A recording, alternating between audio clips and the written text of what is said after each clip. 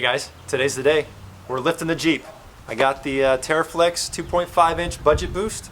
We're going to throw that on here. We're going to do a little before and after measurement. We're going to take it out for a spin and kind of do a review on how it feels and what we think about it. Now, we're going to do a little time lapse and kind of talk through it a little bit, but this is not going to be a step-by-step detailed install. If you want that, do what we're doing, which is go to Teraflex's YouTube channel and check out their video, because we're going to be using that the whole way, but we want to keep it real with you. We're going to tell you what some of the hard parts are, what some of the easy parts are, because you know in those videos they make it all look easy. Something tells me that it's probably not going to be a bad install, but we're probably going to have a couple hiccups along the way, and I'll make sure I share those with you. So let's go get a measurement and see where we're at, and then we'll go from there. All right guys, so the front tire, we're at about 34.5 inches to the bottom of the fender. I do have a winch on here, so we do have just a little bit of sag, but that's where our starting point is. All right guys, so the rear tire, about 36 inches. We're going to need to lower the axle even more to get that spring back in, because we have added a 2-inch spacer. I just finished watching the Teraflex video. I think I'm ready to get started. We've got all the parts over here laid out, and I'm going to start the timer and we're going to rock and roll. So here we go, let's get started.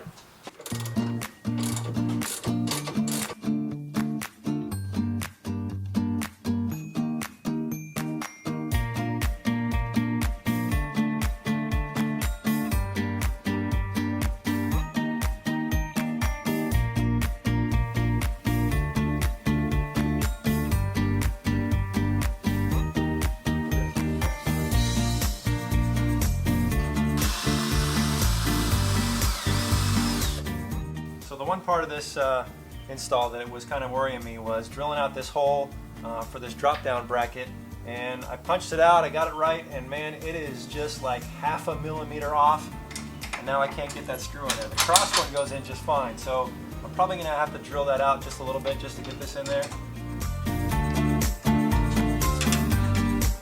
We're at an hour and 12 minutes, and we've pretty much got the rear completely disassembled, and I got that drop down bracket in. Now it's time to put everything back together with all the supplied parts. So it's going pretty smooth, except for having to drill out that hole so far. Not so bad.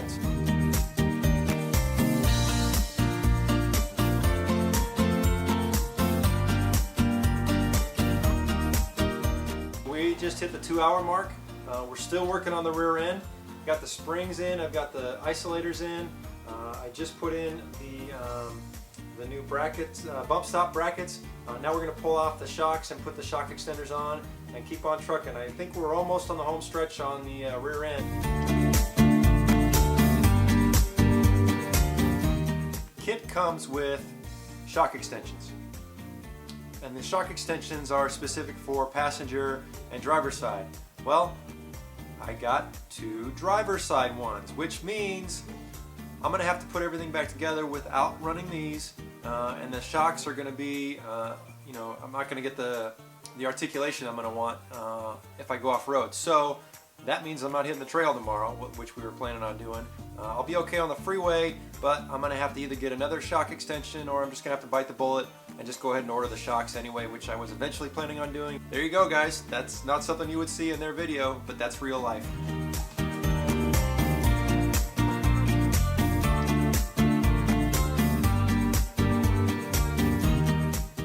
Alright, so we are 3 hours and 55 minutes in. It's about 9:30 at night, and we finally got it. I finally got everything buttoned up.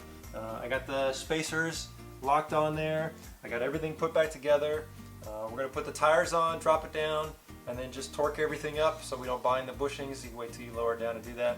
And then I'm going to pull the Jeep in the driveway, and I'm going to grab a beer, and we're going to do the front tomorrow, and then I got to sort out when I'm going to get some new shocks. So a lot longer than I thought it was going to take. A little frustrating that we had that hiccup with the shock extensions, but you know what guys, we're going to move past it, and it's going to be a good thing to get some new shocks anyway, so it'll be pretty good. So we will see you tomorrow morning when we start on the front.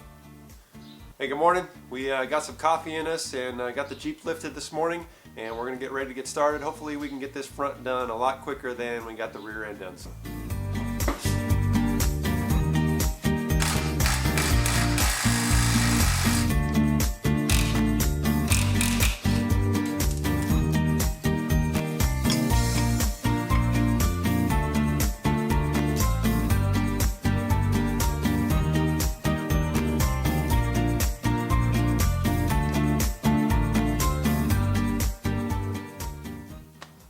right, we finished, finally.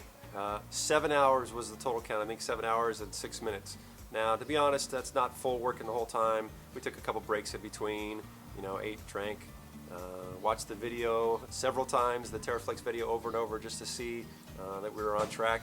We ran into a couple things that weren't in the video. The brake lines we had to make some adjustments to. It wasn't a big deal.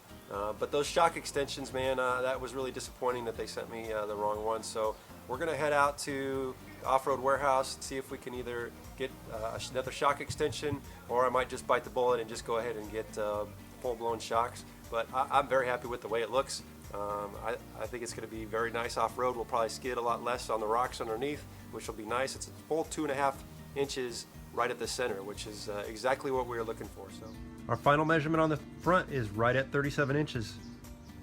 So we got 38 inches on the rear.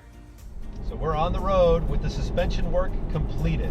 And before I tell you what I think about it, let me just give a huge shout out to Teraflex customer service. I spoke with them this morning. They were very apologetic. They're express shipping me that shock extension part, and they agreed to throw in a whole bunch of swag. So I gotta tell you, big thumbs up, Teraflex. I really appreciate a company that stands behind their product.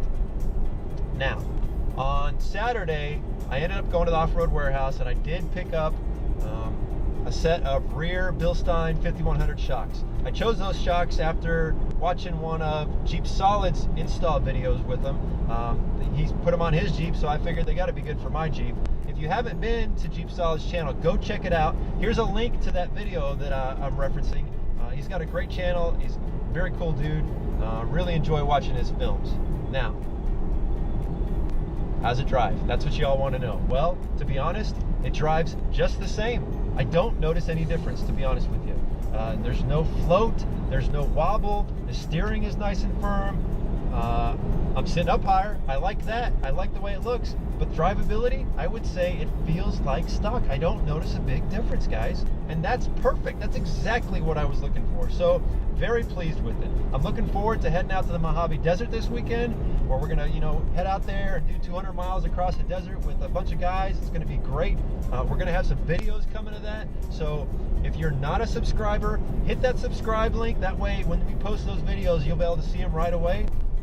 I'd really like to hear what everybody thought about this video in the comment section, so throw some comments down there. I really appreciate you watching, guys. Until next time, I'll see you out on the trail.